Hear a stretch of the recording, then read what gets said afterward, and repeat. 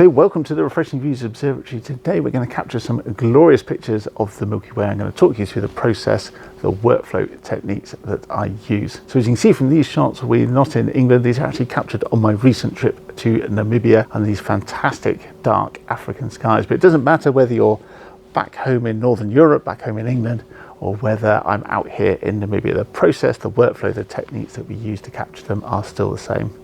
And as an added bonus, I'm going to compare the results I get from using the stock lens, the original lens that came with the camera, with my Samyang 14. So it's a wide angle, low power, fantastic for hoovering up all those faint Milky Way photons. So to keep things simple, I won't use any tracking. We're not going to do any post-processing techniques. These are as we've seen, as the camera sees them.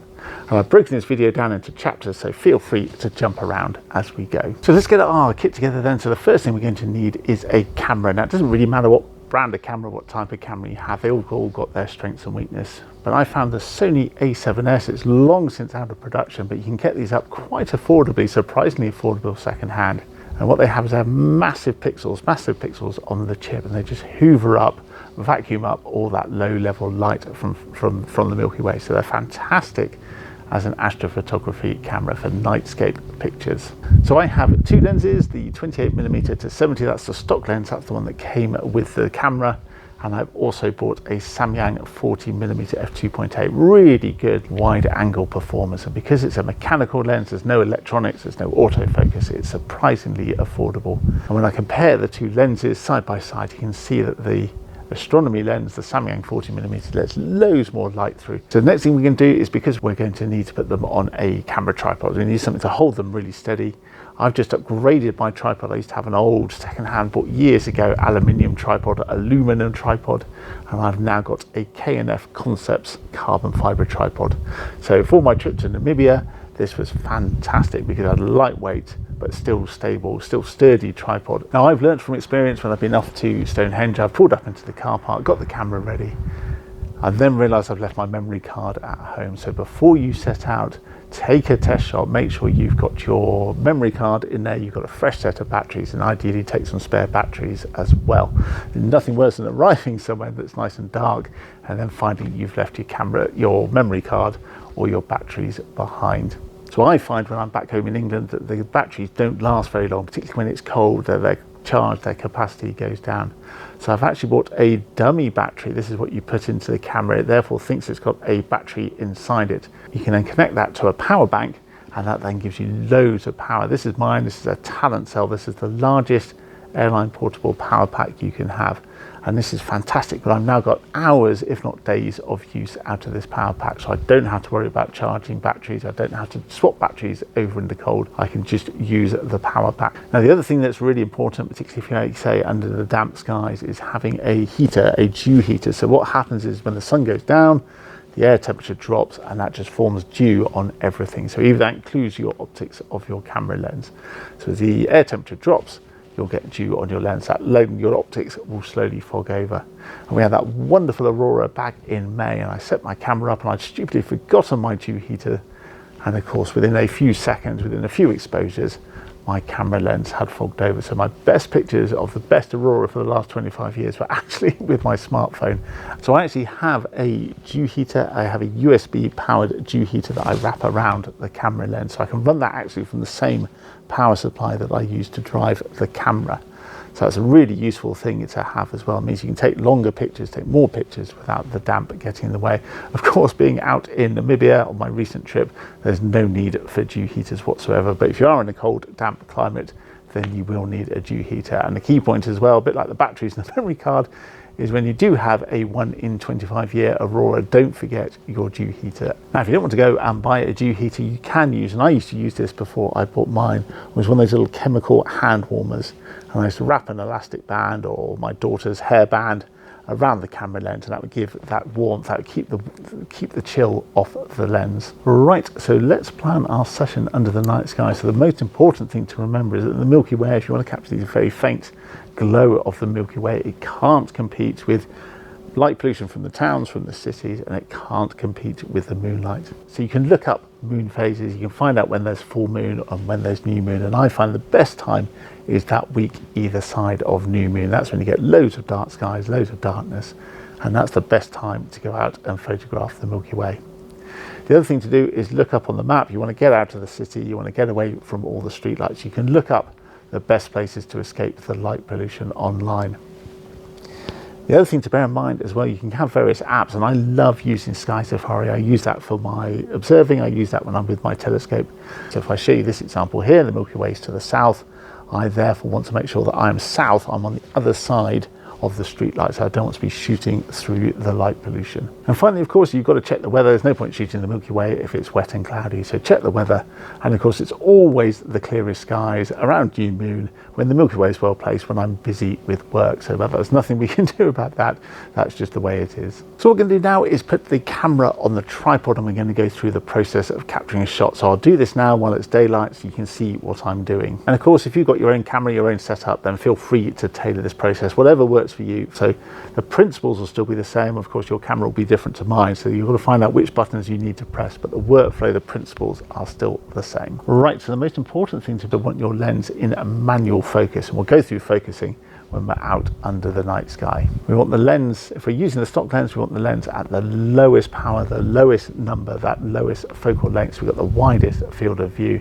And we're also going to put it into manual mode. The camera can't cope with the night sky, it's not taking shots of scenery, so it gets confused. We want manual mode, manual focus. And because we're capturing the light from the Milky Way, which of course is quite faint, we're going to want the lens wide open. We want the f number as wide open as we can. So on my manual lens, I'm putting it on the f2.8. For the stock lens, I'll have it at f4 at 24 millimeters. Now, there's a rule of thumb in the astronomy world for taking pictures of the night sky. If you're not tracking, you're not following the stars as they rise and set, you divide 500 by the focal length of your camera. So with my full frame camera, 500 divided by 14 is about 35 seconds. So I can get away with a 35 second, let's call it 30 for simplicity. We can do a 30-second exposure without the stars noticeably trailing. With a stock lens, that's at 24 millimeters. So 500 divided by 24 is just about 20 seconds. So with the higher value lens, with the longer lens, the 24 millimeter lens, of course, we get a shorter exposure before we have any trailing. So this is why wide angle lenses with all that glass at the front are better, because you can capture more light in a shorter period of time. So you can leave the camera open for longer without it trailing. You therefore get more light onto the center, and therefore you'll pick up that faint light of the Milky Way. Right, so let's recap what we got then. So we want dark skies, so we want to be away from the street lights, we want to be away from the light pollution. We've got our camera set up, we've checked our batteries, we've got a memory card inside, we've mounted the camera on the tripod. If we're in a damp climate, we'll have our dew heater around the lens. We set the camera up, it's in manual mode, and we've got it in manual focus. We've got the lens wide open, we've got the lowest F ratio, so we've got the lens wide open, there's as much light through as possible, and we've done our 500 rule, and we've captured our exposure length. Here's the camera all set up. You can see I put the lens on, and I've got it set on 28 millimeters. That's the shortest focal length, that's the widest angle. I've got it on manual mode. There's all the settings on the back. Let's have a look. So I adjust the dials, and I can get away with this lens a 20-second exposure using the 500 rule. So I'm going to focus up there where you can't see it, but I can, is Alpha Centauri. So let's tilt the camera up.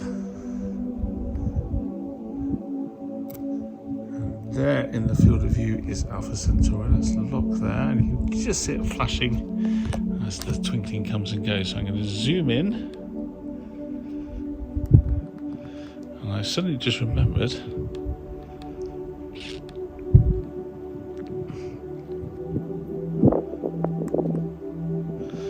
I just need to put this on manual focus mode, so we're manually focusing.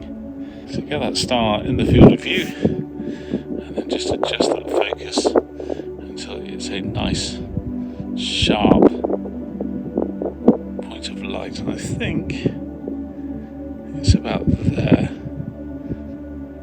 For some reason I've never quite understood, it's not at infinity. It should be at infinity, but it's not. So the other thing to be aware of, you press the shutter, that vibration is going to affect the image. So I put a 2-second delay on. And I'm now going to turn my flashlight off, So I'm not shining the light into the lens. And let's take a picture. So the 2-second delay is coming on. Now we're taking a picture, so the screen's gone blank. We're taking a 20-second exposure, ISO 6400 because we're under a dark sky. Manual focused with the lens wide open. And there we have it, a view of the Milky Way galaxy. So what I'm going to do now is swap over to the big glass, and we'll do that same process again. I've just switched over to the Samyang, and you can just see how much bigger that lens is, how much more light it's gathering. So you can see I've set the widest aperture f2.8, and obviously it's a fixed focal length, so it's at 40mm, so I can't adjust the focal length. There it is. So there's the star on the screen, and just as we did before, I'm just going to manually focus the wheel. So if I take it away, it's big and blurry, and then it becomes a sweet spot, and then it goes big and blurry again. So I am guessing somewhere around there. That looks about right to me. Just to recap then, that's the focus set. I've got the f ratio set at f2.8. That's the wide angle lens. I can't do anything about the focal length, that's all fixed obviously. There's our star in focus, ISO 6400. I've set for 30 seconds because obviously we're using a shorter focal length lens, therefore we can leave it exposed for longer. Take the picture on the 2-second delay, so our vibrations from our fingers don't affect the image.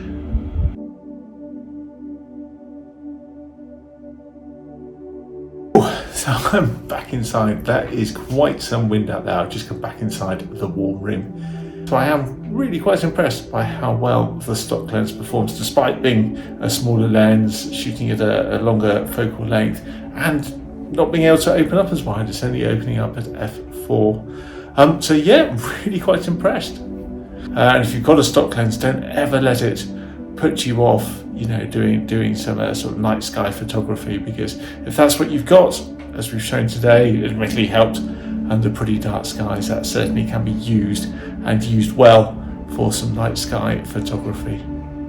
So thank you once again to the Patreons. Thank you for your continued support.